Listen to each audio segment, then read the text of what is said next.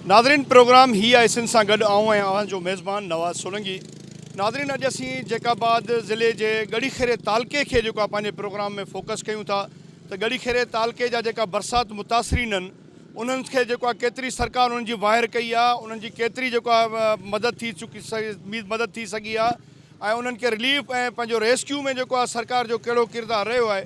पाणी नेकाल जे लाइ जेको आहे सरकार कहिड़ा क़दम खयां आहिनि ऐं जेका जिन्हनि इलाइक़नि खां पाणी न निकितो आहे उहो छो न निकितो आहे, छो न निकिरी सघियो आहे, उनजा सबब छा आहिनि, उनजे पोयां आख़िर के सरकार जी कहिड़ी कोताही आहे। इन्हनि सभिनीनि सवालनि जा जवाब मालूम करण लाइ असां जेको आहे त शुरूआति कंदासीं ॻड़ीखेरे शहर खां जेको आहे त उन छाकाणि त ॻड़ीखेरे शहर जे केतिरनि ई पाड़नि में हिन वक़्तु बि पाणी बीठल आहे।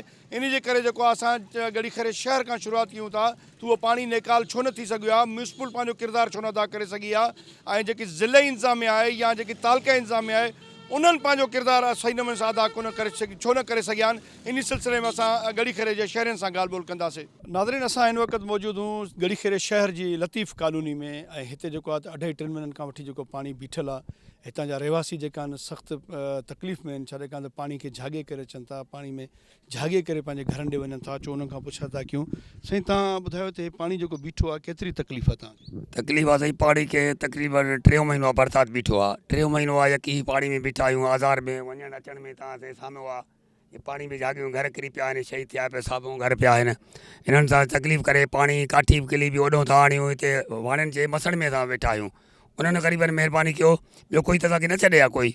इन वाणनि जे मसण में वेठा आहियूं, मजबूर थी करे कब्रिस्ताननि में वेठा आहियूं। को असांजो हिन टाइम ताईं को न रिलीफ थियो आहे असां वटि, न कंहिं रुपए जो कोई फंड मिलियो आहे असांखे, न को अटो मिलियो आहे, कंहिं बि को शहर वारे असां सां मदद न कयो आहे। असांखे शहर वारनि जे लाइ गुज़ारिश आहे त महिरबानी करे असांजो मदद कयूं वञनि, खाइण पीअण जो शइ न ॾियनि, असांजो पाणी कढनि, असांखे तकलीफ़ आहे पाणी जो, इहो महिरबानी कयो। शहर वारनि खे इहो गुज़ारिश आहे असांजो। अच्छा, जेको हितां MP चूंडियल उन जेको आहे कहिड़ो किरदारु अदा उहो बि सही आहे, उन न कयो आहे असां वटि काई। बसि चए वियासीं 4-5 चकर वियासीं, दरख़्वास्त ॾिनासीं, मुख़्तियार कार खे ॾिनो दरख़्वास्त 4-5 ॾिनासीं, कंहिं बि असांजो वसीलो न कयो आहे का शइ, न को राशन, न कंहिं पाणी जो बंदोबस्तु, न को कैंट, न को का शइ बि तव्हांखे न मिलियो, अॼु ताईं बि न मिलियो आहे। कोई बि ऑफिसर मुख़्तियार कार कोई बि चई वञे जो हिननि टाइम पास आहे अटे जो ॾिनो आहे या कंहिं हिननि सां रुपए जो मदद कयो आहे त असां बि हुननि जे साम्हूं ॻाल्हाईंदासीं। छो ईअं कयो अथनि तव्हां सां? बसि ईअं नथा करनि, को वॾा ऑफिसर आहिनि, माण्हू आहिनि, वॾनि खे ॾियनि था, ग़रीबनि जो ख़्यालु नथा कनि, का शइ बि ख़्यालु असांजो हिन टाइम ताईं न कयो। को बि ऑफिसर चई वञे जो हिननि वटि को रिलीफ असां ॾिनो आहे, कंहिं अटे जो या कंहिं कैंट जो कंहिं मदद कयो आहे, को बि चई वञे असां साम्हूं हुन सां ॻाल्हाईंदासीं। पाण अची रिज़ल्ट खे तव्हां ॾिसो, रिज़ल्ट कयो पाणी आहे बीठो आहे। असां आया आहियूं तव्हां वटि, तव्हां असांजी TV जे तवसत सां जेको आहे त सिंध सरकार खां कहिड़ी घुर कंदो? असां इहो घुर कंदासीं त महिरबानी करे असांखे माना घर बि ठाहे ॾियनि, पाणी सां निकाल कनि, घर बि शहर जे साम्हूं किरी पिया आहिनि, शहीद थिया आहिनि। इन्हनि खे महिरबानी करे घर बि असांखे बनाए ॾियनि ऐं पाणी कढनि। तकलीफ़ आहे असांखे पाणी जो, बड़ी बीमारी थिए थो, ॿारनि खे कुल्हे ते खणी करे काठी जो ॾिसो साम्हूं तव्हां, इहो खणी आहे ड्रमनि ते, काठी बि खणी था, ॿारनि खे बि इन काठियुनि ते खणी था अचूं, ड्रमनि ते खणी था अचूं। महिरबानी कयो, हुकूमत खे इहो गुज़ारिश आहे त असांजो मदद कयो वञे, पाणी पहिरियों कढो, उन्हनि खां पोइ असांजो जेको मदद तव्हां कयो था त मदद कयो। लतीफ़ कॉलोनी केतिरे घरनि ते मुश्तमिल आहे? लतीफ़ तक़रीबन सर 150 घरनि ते आहे। 3 महीननि खां वठी पाणी बीठो आहे, जो नेकाल छो नथो थिए? सर इहा ख़बर DC ऐं मुख़्तियार कार खे असां त दाऊं कुकियूं हर चैनल हर ॾेई रहिया आहियूं, पर असां ताईं अञा ताईं कोई वावर न थी आहे।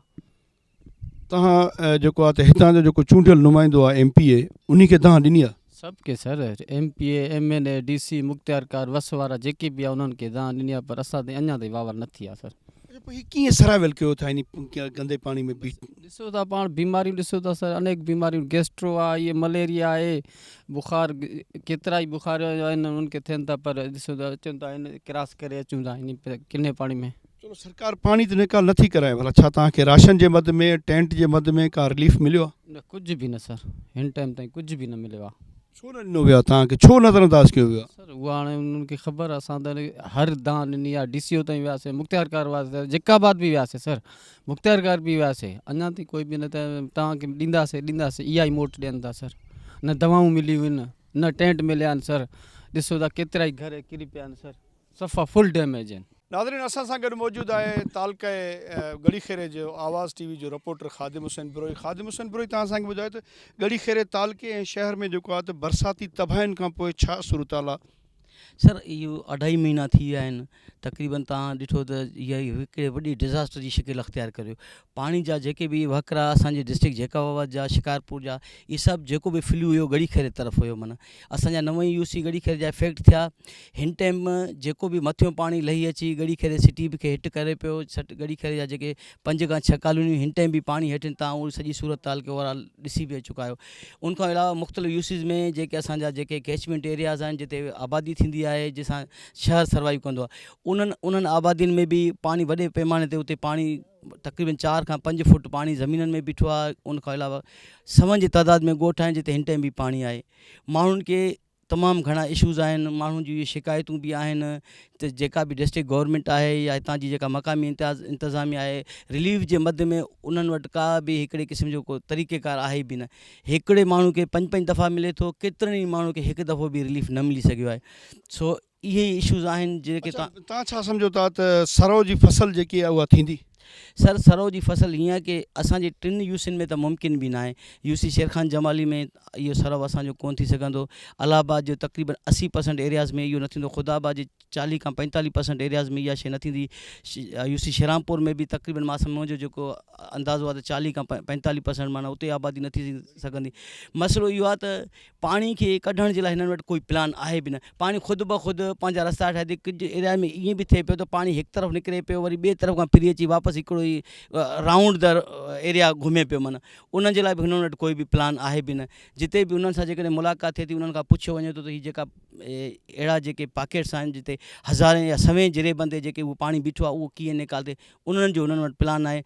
इन खां अलावा मथियों अञा बि फ्लूज़ जेके बि मथियां अचनि था, माण्हू पंहिंजी ज़मीन जो निकाल कनि था पिया। सिमशाख खे तव्हां ॾिसो त मुख़्तलिफ़ जॻहनि था ब्रीचिज़ आहिनि। ठीक, उहो सॼो पाणी शेरखान यूसी ऐं इलाहाबाद यूसी में दाख़िल थिए पियो।